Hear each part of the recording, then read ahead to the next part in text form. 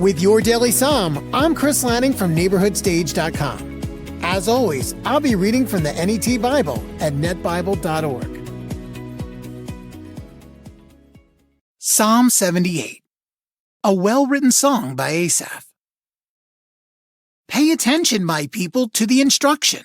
Listen to the words I speak. I will sing a song that imparts wisdom.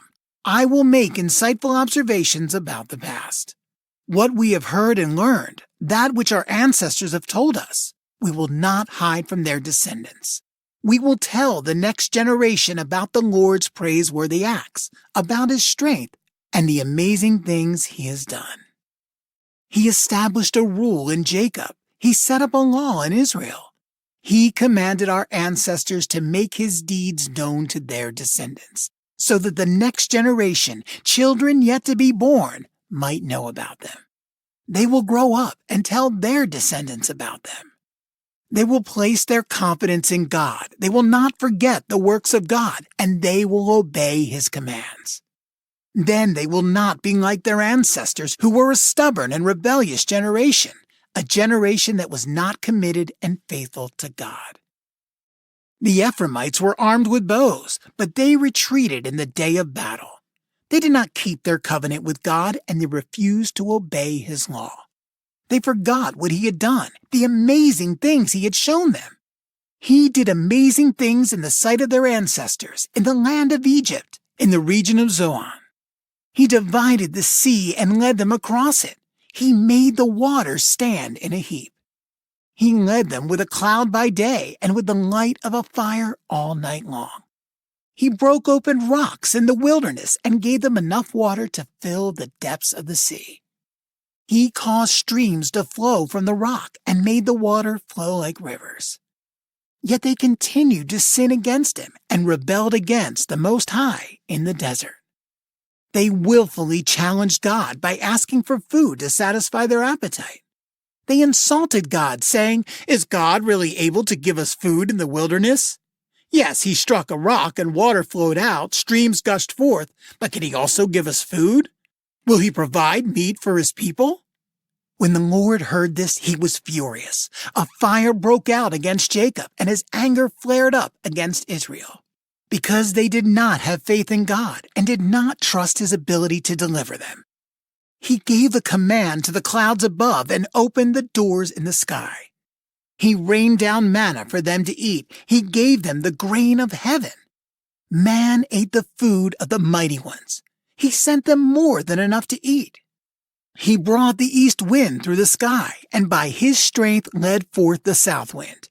He rained down meat on them like dust, birds as numerous as the sand on the seashores.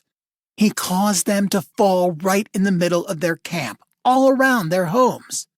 They ate until they were beyond full. He gave them what they desired. They were not yet filled up. Their food was still in their mouths when the anger of God flared up against them. He killed some of the strongest of them. He brought the young men of Israel to their knees. Despite all this, they continued to sin and did not trust him to do amazing things. So he caused them to die unsatisfied and filled with terror. When he struck them down, they sought his favor. They turned back and longed for God. They remembered that God was their protector and that God Most High was their deliverer. But they deceived him with their words and lied to him. They were not really committed to him, and they were unfaithful to his covenant. Yet he is compassionate. He forgives sin and does not destroy.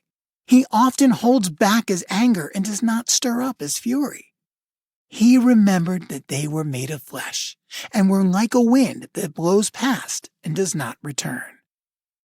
How often they rebelled against him in the wilderness and insulted him in the wastelands. They again challenged God and offended the Holy One of Israel. They did not remember what he had done, how he delivered them from the enemy, when he performed his awesome deeds in Egypt and his acts of judgment in the region of Zoan. He turned their rivers into blood, and they could not drink from their streams. He sent swarms of biting insects against them, as well as frogs that overran their land. He gave their crops to the grasshopper, the fruit of their labor to the locust. He destroyed their vines with hail and their sycamore fig trees with driving rain.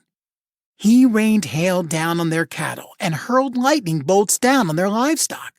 His raging anger lashed out against them. He sent fury, rage, and trouble as messengers who bring disaster.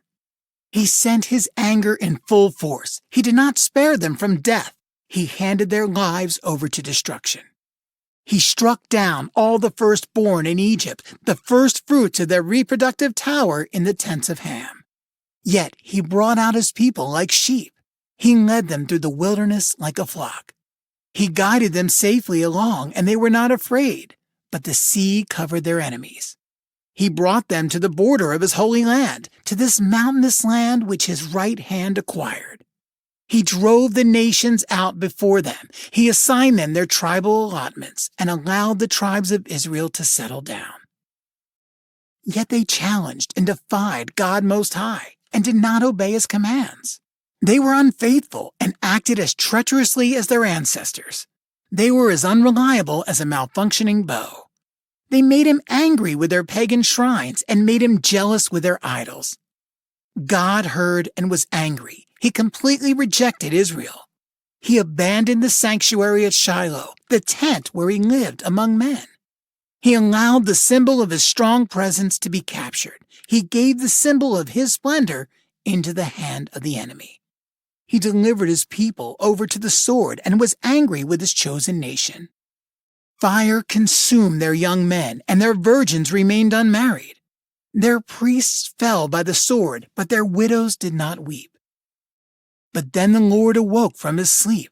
He was like a warrior in a drunken rage. He drove his enemies back. He made them a permanent target for insults. He rejected the tent of Joseph. He did not choose the tribe of Ephraim.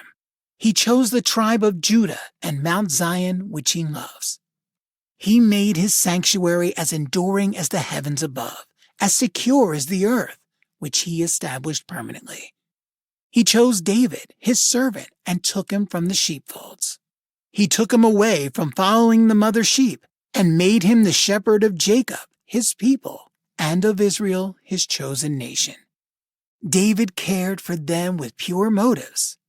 He led them with skill. And that's it for your Daily Psalm. To hear previous Psalms and to find out other ways to listen, go to yourdailysong.com. The scriptures quoted are from the NET Bible, netbible.org. Copyright 1996 to 2019. Use with permission from Biblical Studies Press, LLC. All rights reserved.